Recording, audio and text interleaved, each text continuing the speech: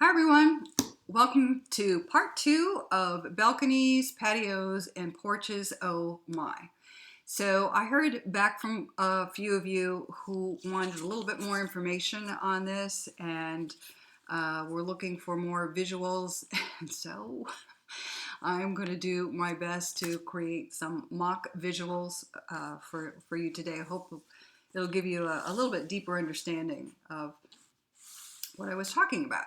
So for those of you who are new to me, hi everyone, and welcome to Design Beyond the Visual. I am Heidi Smith, your decorating coach and energetic advisor for you, your home, and for your workplace spaces, where my job and my joy is to help you create good Vastu design for the whole home. And quickly, for those of you who may be new to the term Vastu, Vastu simply is an ancient science and wisdom, design and architecture that originated in India. It's been around for over 10,000 years, and it stems from the same traditions as yoga and meditation. We've all heard of that, right? And it too brings positive energies of harmony and good health to our buildings, our dwellings, our homes, our workplaces, spaces that we work in and live from.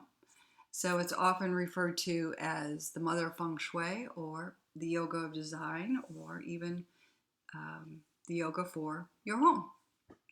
All right, so I am just going to get on here for a couple of minutes and see if I can't help you better understand what I was talking about for the balconies, patios, and porches, courtyards, small spaces that you have outdoors where you can decorate with pots and flowers. So the smaller our spaces, the more important it is for us to be mindful of ensuring that those spaces are clutter-free. When spaces look cluttered, they feel cluttered. That feels cluttered or stuck in our bodies. Everything is energy, and we're all connected to everything. So we want a better flow, or we want a good flow, rather, for our outdoor spaces as well, those small spaces that I was talking about.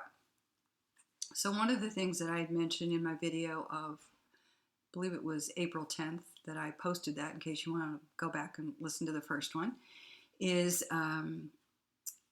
as we bring pots, planters, and flowers into the mix of those small spaces, we want to be really mindful of what we are creating and how we're creating it. So there's beautiful pots out there and planters, and they have gorgeous designs. Many of them are ceramic. Many of them are very expensive. And then we have, the beautiful flowers, and we go to these nurseries and we lose our minds because we want it all. We start grabbing, we load our carts, and listen, I used to do it too. And all of a sudden we get home and putting all this together, and it just doesn't look like what we were hoping to achieve. So I am giving you some things to think about before you get to those nurseries to get your flowers, or to get your pots, or before you're ordering online for any of these things. This is the time to plan before we pot, drop, and decorate. All right, so I have selected for you a couple of pots today. They're actually coffee cups, yes, I know. So, they've got a couple of different prints on them. And imagine a whole assortment of these kinds of things, on your balconies or porches, what have you. And then to that, you're going to add some flowers, right? So here we go. We're just putting in like a bunch of flowers. These are paint cards. I don't know, but you get the idea of what I'm trying to achieve here. Probably not. It felt good in theory. All right, so we got all these flowers. those two look fine. All right, this is like they're not really.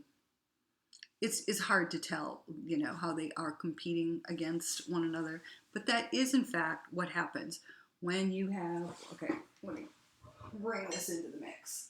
I'm gonna bring in some more pots that, oh my gosh, they're printed as well, and I'm gonna put flowers in those. And all of a sudden you've got this hodgepodge of stuff that doesn't really relate to each other. And when we don't have those elements relating to one another, they lose their connection. And when the connection is lost, they just don't have that flow. And it's important because those things then resonate in our bodies. That's where I come from. I'm talking about Vastu plus design equals that home sweet home flow.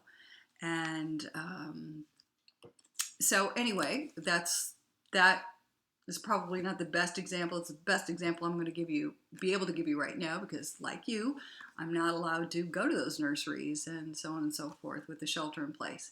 But we will be able to one day soon. And so when that day comes, you're going to be ready. You're going to be ready to go get your flowers. You're going to know what you want to get. You're going to know what you want to get in terms of your planters as well. So by the same token, all right, so here's all this hodgepodge stuff. And what I was referring to, hopefully I don't break anything, good, is you're going to go out and get some planters that do relate to each other. All right, in this particular case, they all match. I'm not suggesting that they all match, like matchy-watchy match, but if you had them like at different heights, or if they had different textures to them, and they were all of the same color, then there is interest in that, in just the texture, and but they still relate to each other. And they still provide you with a varying design, if that's what you want. And then you go to put in flowers. Here's our flowers. La la la la. And you have a base that relates to each other, so you can kind of go crazy on the flowers if you want. Still needs to be some relationship to, as I had mentioned, if you live in a building like I do, your balcony you can see from the inside out. Ideally, you would want your balcony to relate to the inside decor to some extent. Just like you would want your inside decor to relate to your outdoor. It's a nice extension of your space, makes your space look bigger, and just draws you, further into it. Whereas if you got all this stuff going on, it's hard to find a resting place. And every space needs that relief. So that's just a little bit about where I come from.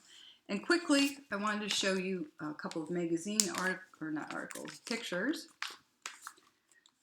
So here's a picture of these planters with a lot of design to them, but they all relate to each other because they're the same color hue, cobalt blue and white. And then, I'm not a huge fan of topiaries, but it looks nice. Like they're not competing with each other. They all work together. And you could put them in groups in those small spaces. And so to have that relationship, they just are going to, it's just going to be a better flow for you overall. Oh, and that magazine, by the way, is Grandin Road.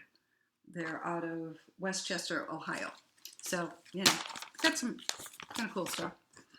And then another magazine I wanted to show you a couple of pictures.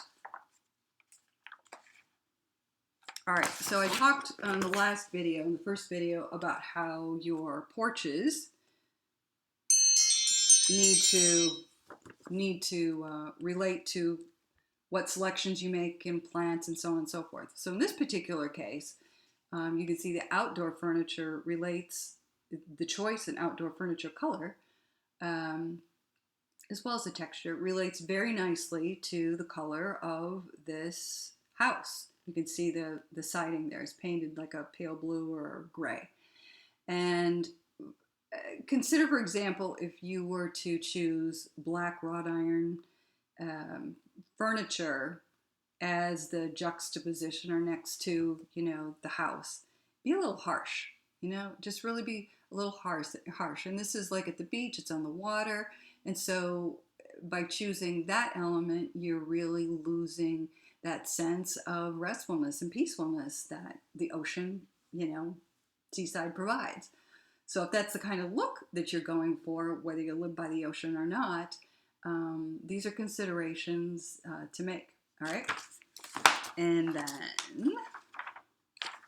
one more. Yeah, same thing here. We're on the porch, and they have chosen like elements here. So these are great bases to have. Bases meaning, outdoor seating, your sofa or chairs or table or what have you. Those are pretty high ticket items, and expense wise.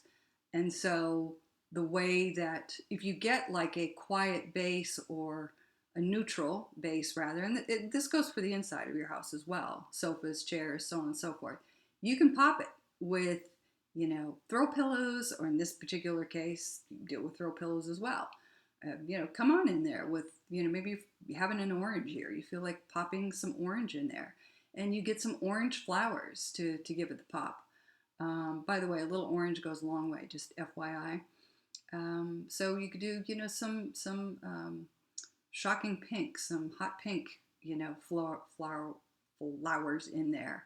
So you could change, you could change the accents every year. It's like, what are you feeling like, right? But at the same time, and by the way, this magazine is Serena and Lily. Just want to make sure I cite both of those. They're not asking me to do that. It's just publications that I get in the mail. And so send away for them too. And I do think Serena and Lily, they've got some really fun stuff to look at. You get great ideas from that. Anyway, I hope that helps you further, in your plans, for your patio, porches, and balconies. And I will be back here next week with more tips on design and Vastu. And in the meantime, I wish you all very good Vastu. Bye, everybody.